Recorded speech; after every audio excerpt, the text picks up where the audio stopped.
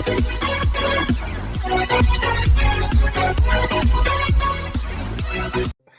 दोस्तों, कैसे हो आप सब लोग। एनसीईआरटी साइंस स्कूल में आपका स्वागत है। आज की हमारी वीडियो रहने वाली है क्लास 6 का 5 चैप्टर पदार्थों का पृथक्करण। वीडियो शुरू करने से पहले मैं आपसे एक छोटी सी रिक्वेस्ट करूंगा। अगर अभी तक आपने हमारा चैनल सब्सक्राइब नहीं किया है तो सब्सक्राइब कर दीजिए और लाइक कर दीजिए और बेल आइकन को ऑन कर दीजिए ताकि भविष्य में आने वाली ऐसी वीडियो आपको मिलती रहे। चलिए वीडियो शुरू करते हैं। आज का टॉपिक है पदार्थों का पृथक्करण। जैसे कि आप सब जानते हैं कि पदार्थों का पृथक्करण में जैसे हम दैनिक जीवन में यूज करते हैं, जैसे यहाँ पे चित्र में दिखाया गया है, जैसे किसी चाय को चलनी की सहायता से क्या किया जा रहा है, छान लिया जा रहा है। तो ये चलनी क्या कार्य कर रही है, पदार्थों के पृथक्करण को अलग कर रही है, यानी चाय पत्ती को जो हमारी चाय है उससे अलग कर रही है। इसी प्रकार हम दैनिक जीवन में देखते हैं, जैसे कोई मक्खन है जिसको दूध से अलग किया जाता है। उसके अलावा हम देखते हैं कि हमने अध्याय 3 में भी पढ़ा था कि जैसे बीजों को, जो बीज हैं उनको क्या किया जाता है, रेशों से पृथक किया जाता है। उसके अलावा भी हम देखते हैं कि जैसे हम दैनिक जीवन में नमकीन, दलिया या पोहा वगैरह खाते हैं तो उसमें कभी कभार क्या आ जाता है, मिर्च वगैरह आ जाती है जो अपन को पसंद नहीं है। हम उसको क्या कर देते हैं, हाथ के द्वारा उनको क्या कर देते हैं, अलग कर देते हैं, सावधानी पूर्वक क्या कर देते हैं, बाहर निकाल देते हैं। या कोई आम की टोकरी है जिसमें आम भी भरे हुए हैं और अमरूद भी भरे हुए हैं, तो हम दोनों को क्या कर लेते हैं, चुन लेते हैं, आम अलग कर लेते हैं, अमरूद अलग कर लेते हैं। तो ये प्रक्रिया क्या है, पृथक करना।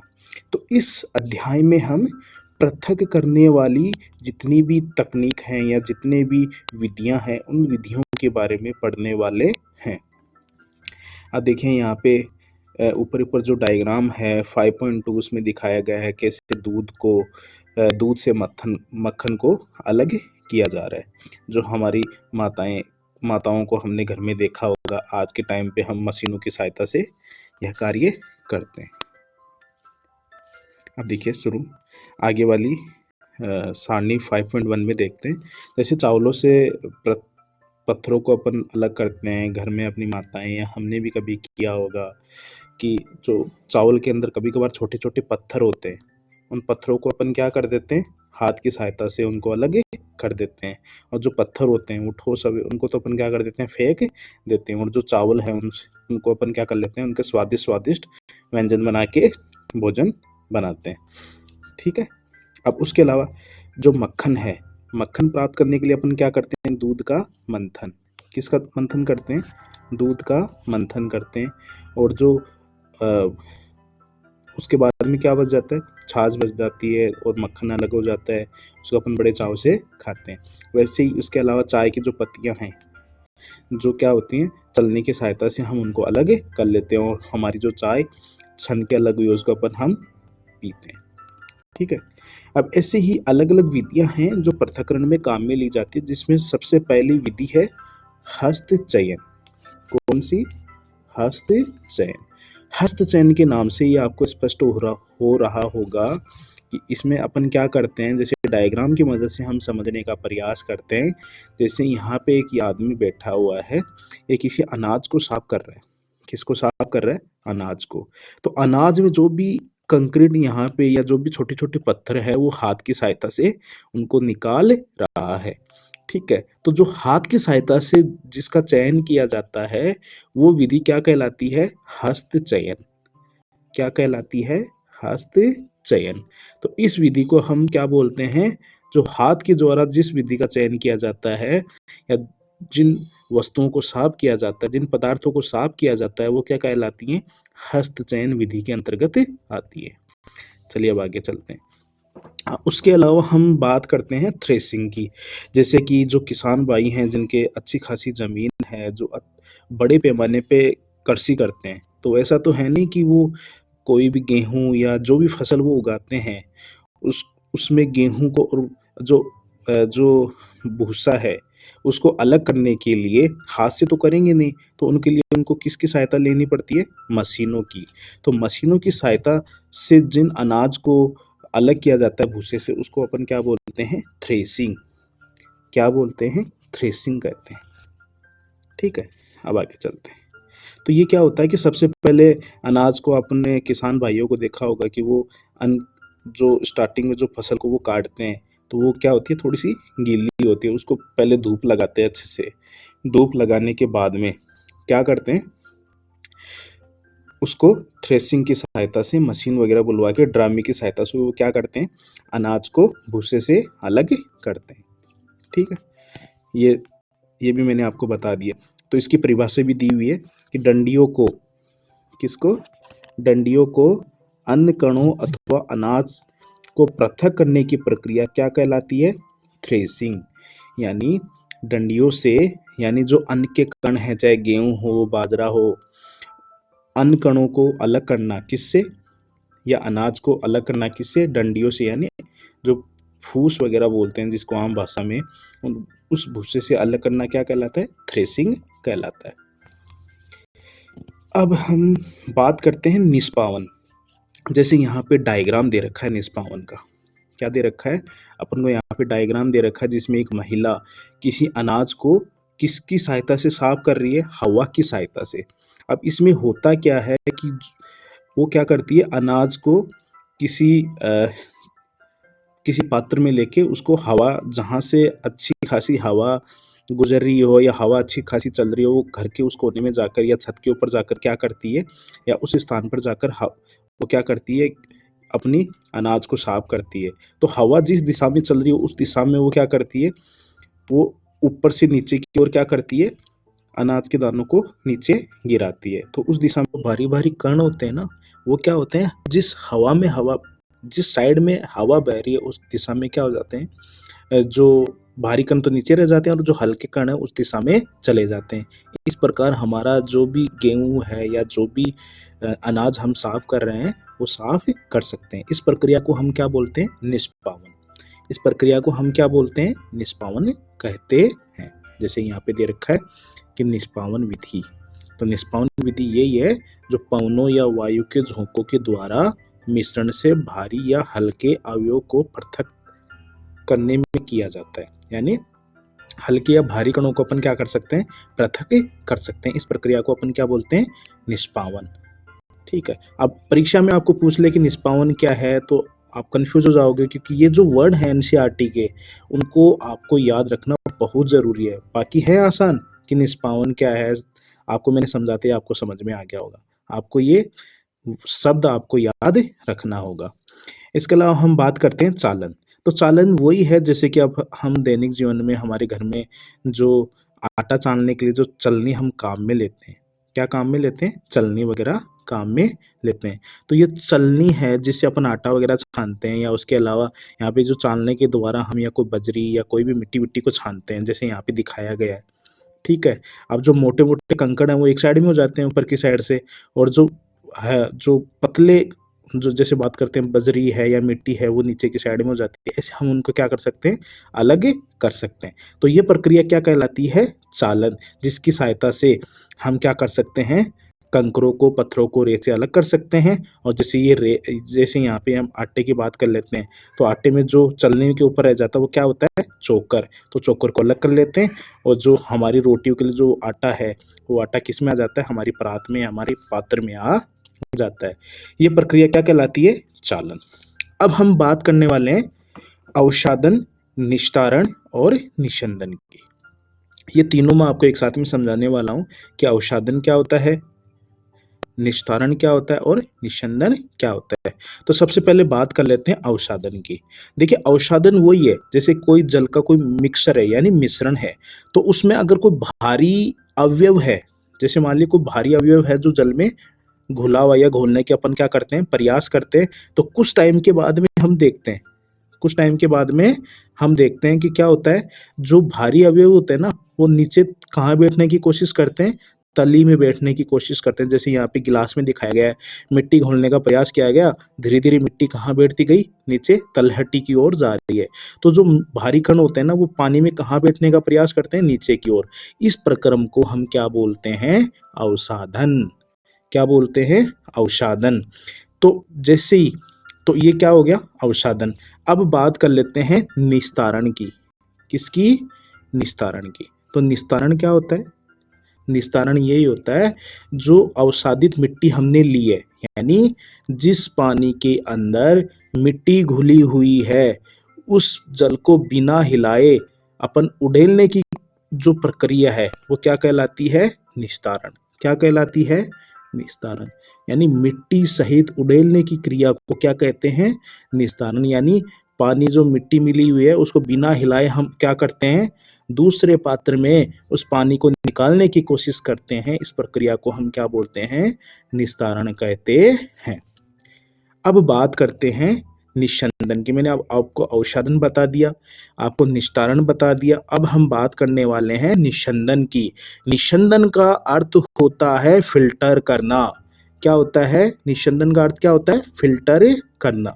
तो फिल्टर करने से मैंने आपको बताया, जैसे चाय की पत्तियों को अलग करना है, या मैंने आटे को छानना है चलनी की सहायता से। तो ये सारे किस में आते हैं, निस्यंदन में होता है, जिसमें अपन क्या करते हैं, किसी चीज को फिल्टर करते हैं। जैसे कोई गंदा जल है, ठीक है, तो गंदे जल को अपन क्या करते हैं, फिल्टर करने की कोशिश करते हैं, तो वो भी किस में आता है, निस्यंदन। तो निस्यंदन क्या होता है, एक तरह से फिल्टर करना होता है।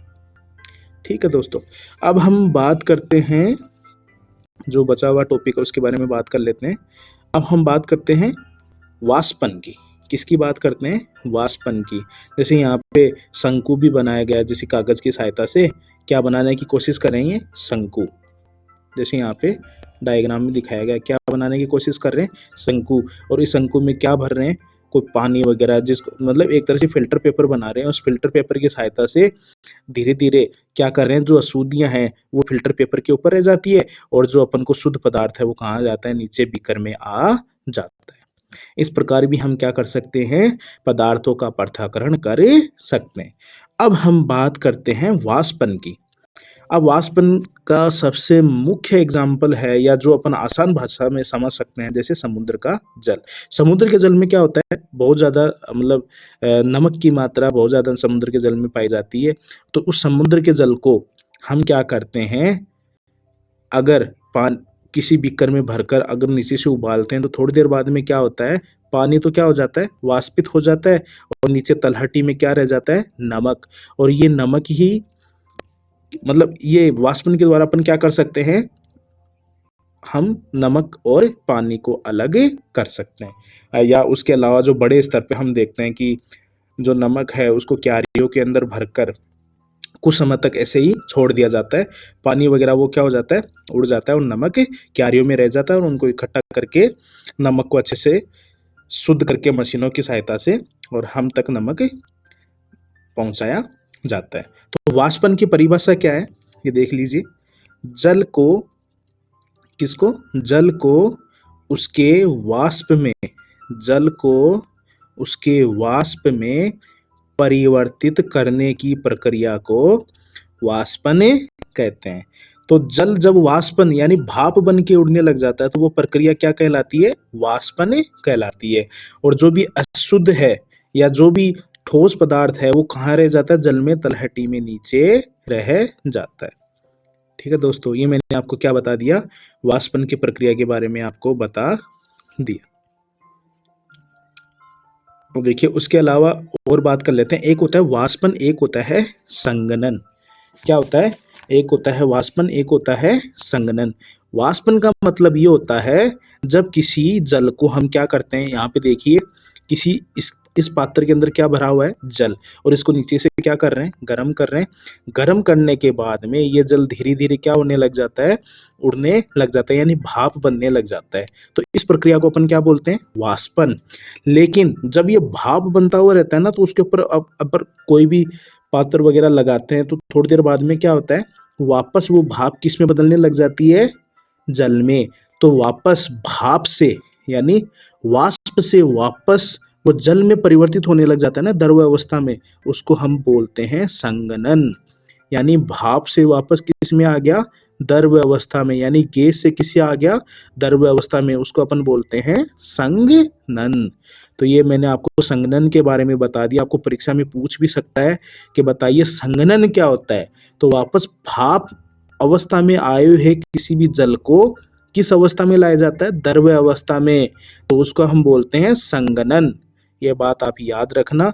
और यहाँ से देखिए समुद्र जल से नमक प्राप्त करना, जो मैंने अभी बताया था आपको, क्यारियों में भर लिया जाता है इसको। जैसे यहाँ पे क्यारियां दे रखी हैं, क्यारियों में भर लिया जाता है, पानी कुछ समय के बाद में सूर्य के प्रकाश के द्वारा उड़ जाता है, और जो हमारा नमक है वो किन में रह जाता है, क्यारियों में, जिनको इकट्ठा कर लिया गया है। अब यहाँ पे देखिए ये क्या कर लिया गया है, इकट्ठा कर लिया गया, जो मशीनों की सहायता से इसको स्वच्छ करके इसमें आयोडीन वगैरह मिला के थैलियों में भरकर हम तक पहुंचाया जाता है। ये मैंने लगभग आपको सारे जो भी महत्वपूर्ण आपके टॉपिक थे इस चैप्टर से संबंधित वो मैंने आपको सारे बता दिए। अब देखिए क्या जल किसी पदार्थ की कितनी भी मात्रा को घोल सकता है। देखिए कुछ टॉपिक और हैं जो मैं आपको बताने जा रहा हूँ, अब जिसमें हम सबसे पहले बात कर लेते हैं संतृप्त विलयन की। जैसे यहाँ पे मैं एग्जाम्पल अपन चित्र की सहायता से इसलिए समझ रहे हैं ताकि आपको अच्छे से याद हो। ठीक है, अब यहाँ पे देखिए ये है गिलास, क्या है, गिलास। इसमें हमने क्या ले लिया, पानी, और पानी के अंदर हमने थोड़ा सा क्या मिलाया, ऊपर से नमक। क्या मिलाया, नमक। अब नमक मिलाने के बाद में हम इसको क्या कर रहे हैं, चम्मच की सहायता से धीरे धीरे इसको घोल रहे हैं, और नमक को तब तक मिलाते गए तब तक इसमें नमक घुलना बंद ना हो जाए। जब वो कंडीशन आ जाती है, या वो ऐसी कंडीशन या वो सिचुएशन आ जाती है जिसमें नमक घुलना बंद हो जाता है, यानी अब पानी में नमक और घुलेगा ही नहीं, चाहे आप कितना भी मिलाओ, तो वो जो सिचुएशन है उसको हम क्या बोलते हैं, संतृप्त विलयन। यानी अब इस जल में अधिक नमक नहीं घुल सकता, जो नमक की मात्रा इसमें घुल चुकी है वो अब नहीं घुल सकती। उस प्रक्रिया को हम क्या बोलते हैं, संतृप्त विलयन। यह बात आप याद रखना। देखिए एक क्रियाकलाप में सबसे महत्वपूर्ण चीज ये है, क्या हम अगर इस विलयन को गर्म करें, अगर इस गिलास वाले विलयन को हम गर्म करें तो क्या इसमें और नमक की मात्रा घोली जा सकती है, तो आपका आंसर होगा जी हाँ, यस। यानी हम इसमें और नमक की मात्रा घोल सकते हैं, कब, जब हम इसको क्या करेंगे, गरम करेंगे। क्या करेंगे, नीचे से जब हम इसको गरम करेंगे तो इसमें और नमक की मात्रा घोल सकते हैं। लेकिन जैसे ये ठंडा होगा ना तो वापस से वो नमक की मात्रा इसमें हमें कहाँ पे, तलहटी में दिखाई देगी। तो ये बात आप याद रखना। अब मैंने जितने भी इस चैप्टर में महत्वपूर्ण पॉइंट थे वो मैंने सारे आपको कवर करा दिए, जिसमें मंथन क्या होता है, जैसे दूध से मैंने आपको बताया था, दूध से किसको अलग करते हैं, मक्खन को। संघनन मैंने आपको बताया कि भाप से वापस जल अवस्था प्राप्त करने के लिए, द्रव अवस्था प्राप्त करने के लिए जो प्रक्रिया होती है वो क्या कहलाती है, संघनन। निस्तारण मैंने आपको बता दिया, वाष्पन मैंने आपको बताया, निस्यंदन मैंने आपको बता दिया, हस्तचयन बता दिया, संतृप्त विलयन वो ये टॉपिक क्लियर हो गया। अवसादन मैंने बताया, तलहटी में बैठ जाते हैं भारी कण। चालन जो आटे को अपन छानते हैं या भारी कणों को अलग करते हैं। विलयन मैंने बताया कि विलयन क्या होता है। अब देखिए विलयन, देख जैसे कि ये पात्र है, ठीक है, इसमें क्या भरा हुआ है, जल। क्या भरा हुआ है, एक मिनट दोबारा बताता हूं आपको। जैसे मान ली ये पात्र है और इसके अंदर ये क्या भरा हुआ है, जल। क्या है, जल। अब ऊपर से हम इसमें क्या मिलाते हैं, नमक। क्या मिलाते हैं, नमक मिलाते हैं, और ये नमक अपना क्या हो गया, विलय। नमक तो क्या हो गया, विलय, और जल क्या हो गया, विलायक। नमक को क्या बोला, विलय, और जल क्या हो गया, विलायक। यानी विलायक हमेशा ज्यादा होता है और जो विलय पदार्थ होता है वो ऊपर से मिलाया जाता है, या जो बहुत कम मात्रा में होता है वो क्या होता है, विलय। तो विलय प्लस विलायक, विलय प्लस विलायक मिलकर क्या बनाते हैं, विलयन। अब इसमें इस पात्र में नमक भी घुला हुआ है, जल भी घुला हुआ है। इस ऐसे विलियन को हम क्या बोलेंगे? विलियन। क्या बोलेंगे? विलियन। तो आप इस चीज को याद रखिएगा। तो थैंक यू। अगर आपको हमारी ये क्लास अच्छी लगी होगी, अगर आपको ऐसी वीडियो चाहिए तो हमारे चैनल को प्लीज लाइक और सब्सक्राइब कर दीजिए और अपने दोस्तों के साथ भी शेयर करिए। आपके लिए हम बहुत सारी ऐसी वीडियो लाते रहेंगे और भविष्य में मैं आपके लिए अलग से क्लास 6 के पूरे शॉर्ट में एनसीईआरटी के नोट्स भी लाने वाला हूँ। अलग से मैं आपको एक पीडीएफ भी दूंगा जिससे बाहर कुछ नहीं जाने वाला है। आप अभी तक आपने हमारा चैनल सब्सक्राइब नहीं किया है तो प्लीज कर लीजिए। Thank you.